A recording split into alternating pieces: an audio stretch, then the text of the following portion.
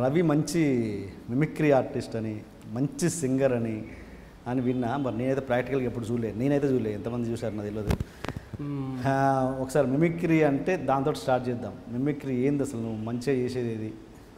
షియాజీ షిండే మస్తు చేస్తావు నిన్న. మిమిక్రీ అంటే ఇప్పుడు చాలా రకాలుగా అదే ప్రొఫెషన్గా ఉన్నోళ్ళు ఉంటారు కన్నా, నేనైతే అడిగిన వాయిస్ చేయలేను, ఖచ్చితంగా నాకు వచ్చిన వాయిసే చేస్తాను. ఇప్పుడు ఒకరి ఓకల్ కార్డ్స్ ఒక్కో విధంగా ఉంటాయి కదా, అంటే దాని గురించి ఇప్పుడు ఎందుకంటే నేను ఒక ఫీల్డ్ ఉన్నా కాబట్టి అది మొత్తం తెలిసిపోయింది. ఇప్పుడు నేను చాలా థిన్ వాయిస్ నాది, మనిషిని చూసినంత ఆకారానికి తగ్గట్టు నా వాయిస్ ఉండదు. ఓకే, అంటే నేను ఏదో రగ్గడుగుంటా, వాయిస్ చూస్తే ఇప్పుడు కాలకేయ ప్రభాకర్ లెక్క ఉంటుందేమని, అట్లా కాదు. నాది చాలా thin voice, Sayaji Shinde voice అనుకో, చిన్న జిఆర్ స్వామి వాయిస్, ఇంకా మంతెన సత్యనారాయణ రాయిస్, అట్లాంటి వాయిస్ చాలా థిన్గా ఉంటుంది అలా. అట్లా చాగంటి కోటేశ్వరరావు గారు, అట్లా వాళ్ళ వాయిస్లు లెక్క తినుకుంటుంది నాకు. అందుకే నాకు కంఫర్ట్గా ఉన్న వాయిస్లే చేస్తాను. ఓకే, మళ్ళీ లేదంటే ప్రభాస్ లెక్క చేయాలంటే నేను చేయలేను. అట్లా నా వాయిస్లు అట్లా దగ్గరగా ఉంటాయి కాబట్టి అవే చేస్తున్నాయి ఎక్కువ. నేను షియాజీ షిండే ఇంతకుముందు కూడా విన్నరా? ఓకే, విన్నవి కూడా కొత్త చేయదు నాకు, నేను వినలే కాబట్టి అడిగినది. ఏముంటుంది వాయిస్ అదే, డైలాగ్ కొత్తగా ఉంటుంది. ఓకే, సో మిమిక్రీ తీసుకుంటే నా కంఫర్ట్ ఉన్న వాయిస్లో ఫస్ట్ షియాజీ షిండే. ఏమండి టిఎన్ఆర్ గారు నమస్కారం, మీరు మొన్నటికి మొన్న గడ్డం లేకుండా కనిపించారు, ఈరోజు మళ్ళీ గడ్డంతో కనిపించారు, బా మీకు ఎంత గ్రో ఉంటుందని అనుకోలేదు సార్. మీ ఎయిర్ అంటే చాలా ఇష్టం సార్, మీ గడ్డంలో మీ ఫేస్ చూడటం చాలా ఇష్టం. చాలామందికి గడ్డం లేకుండా గడ్డంలో ఎక్స్ప్రెషన్ పలకదు, కానీ ప్రతి ఎక్స్ప్రెషన్ పలుకుతుంది మీ గడ్డం అంటే నాకు చాలా ఇష్టం. అట్లా షియాజీ షిండే.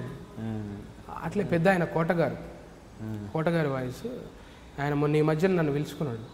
ఇక ఎట్లుంటుందో, ఒక పెద్ద ఆయన నన్ను పిలిస్తే ఇంటికి ఏముంటుందో అని వెళ్ళిన తర్వాత వెళ్ళంగానే ఆయన,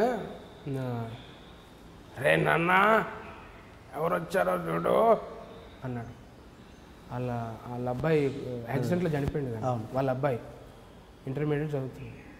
వచ్చేసి చూసి హే సత్తి అన్నది. అంటే దానికోసమే మా మనోడు నువ్వంటే బాగా ఇష్టవాడికి ఎవరు చేస్తున్నావు బాగా, ఒక క్యారెక్టరు ఒక సినిమాలో చేసి వదిలేయటం మీరు, కానీ దాన్ని సంవత్సరాలు ఛానల్లో చేస్తున్నాం. చూస్తే మా తమ్ముడు కోట శంకర్రావు ఉన్నాడు కదా, అది కూడా బాగా ఇష్టం, టీ తాగుతావా అని అంటే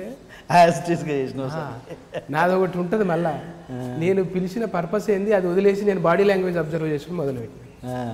అంటే అంత యూనిక్ కదా ఆయన. ఒకప్పుడు ఒకలాగా ఏమన్నంటే అమ్మో అవును మరి నాకే నీకేమి లేదు అయ్యో అని అన్నది వేరు. ఇప్పుడు ఆయన కూల్గా కూర్చొని ఎవరయ్యా ఆడెవడో వచ్చాడు మాకు పనులే అంతేలే అని ఇది వేరు కదా. అవును అనేసరికి ఆయన కూర్చోబెట్టి ఒక 2 hours మాట్లాడాడు పెద్ద ఆయన.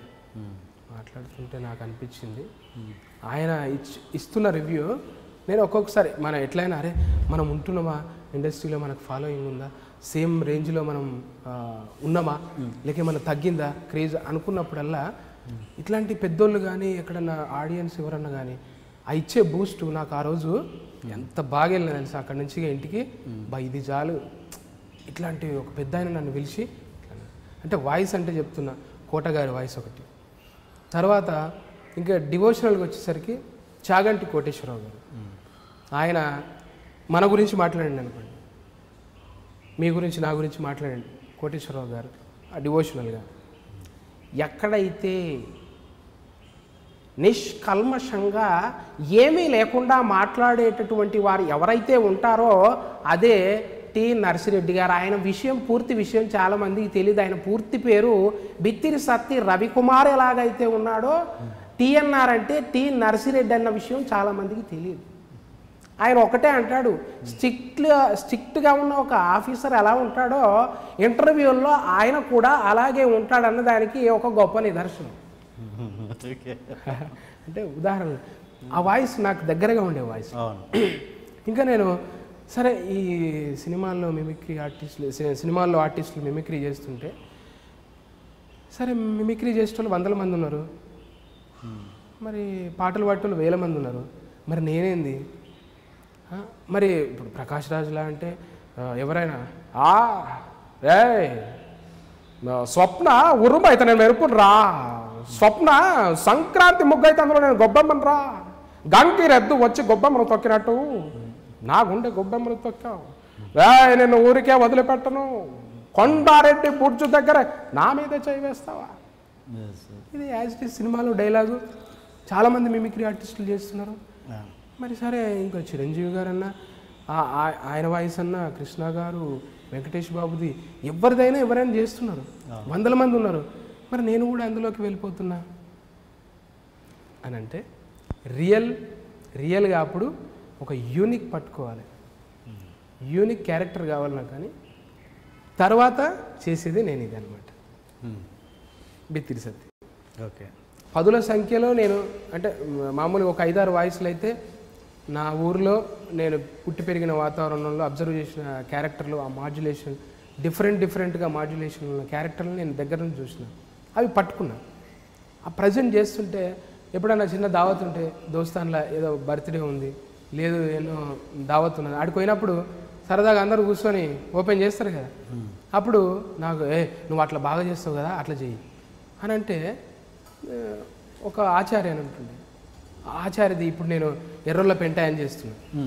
ఆచార్య వాయిస్ అంటే ఆచార్య అని పేరు పెట్టకుండా ఆ క్యారెక్టర్ పేరు ఎర్రొల్ల పెంటాయ అని పెట్టి, ఓకే, ఆ పెంటాయ ఏంటంటే ఆచార్య ఏంటంటే చాదస్తం.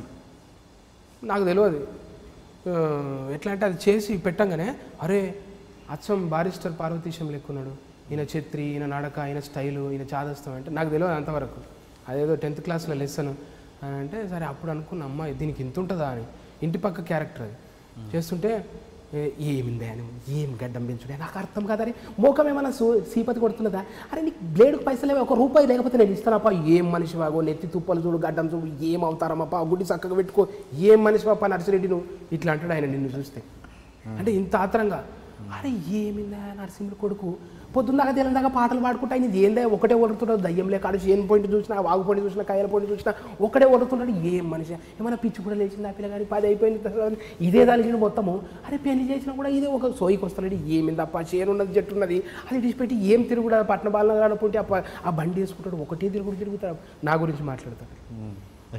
అరే ఏం మనిషి అప్ప నరసింహుడు కొడుకు, ఇంత జాతి పెట్టుకొని ఇడిచిపెట్టి పట్టణంలో పోతే ఏం చేస్తాడు నా తూ తూ తూ తూ తూ ఈయన సోపతిగా వాళ్ళంతా పిల్లల వాళ్ళు వ్యవసాయాలు చేసుకుంటారు, లక్షల రూపాయలు సంపాదిస్తున్నాడప్ప.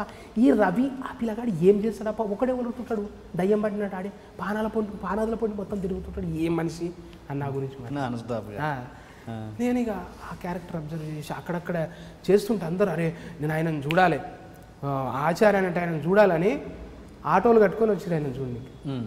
నేను దోస్తానులకు ఇట్లా నేను ఊర్లో పొంటి పోయినప్పుడు అరే మీ ఊర్లో అంత మంచిగా ఉంటాడా, అరే ఆ మనిషిని చూడాలని వచ్చి వాళ్ళు తొంగి చూసేది ఆయన. తొంగి చూస్తుంటే ఆయన రవి ఎవరా పాలు ఆటోలు కట్టుకొని వచ్చి నన్ను చూసుకుని పోతున్నారు, ఏమింది అది ఏమైనా ఇజ్జత్ ఉన్నదా నాకు, నేను బంగారం పని చేసుకుంటున్నాను, ఇట్లా చూసుకుంటే మాసం తాసం నా ఇంట్లో ఉంటుంది, రేపు పొద్దుగా ఎవరైనా దొంగలు పడితే నేను ఏం చేయాలబ్బా అని ఇంత ఆత్రపడుతున్నాయి. ఆ క్యారెక్టర్ అబ్జర్వ్ చేసి ఇంకా యాజ్ ఇట్ ఈజ్గా ఇది ఏదైతే బిత్తిరి సత్తికి ఉందో ముకుందరెడ్డి ఇన్స్పిరేషన్ అనమాట. ముకుందరెడ్డి పెళ్ళయింది, అబ్బాయిగా అంటే నాకన్నా పెద్దోడు, నన్ను మామ అంటుండే. ఇక ఆయనను దగ్గర నుంచి చూసిన రోజు కూర్చొని మాట్లాడేది, ఫుల్ ఎంటర్టైన్మెంట్. అందులోంచి ఆ వాయిస్ తీసుకున్నా, బాడీ లాంగ్వేజ్ కాదు, ఓన్లీ వాయిస్ తీసుకున్నా.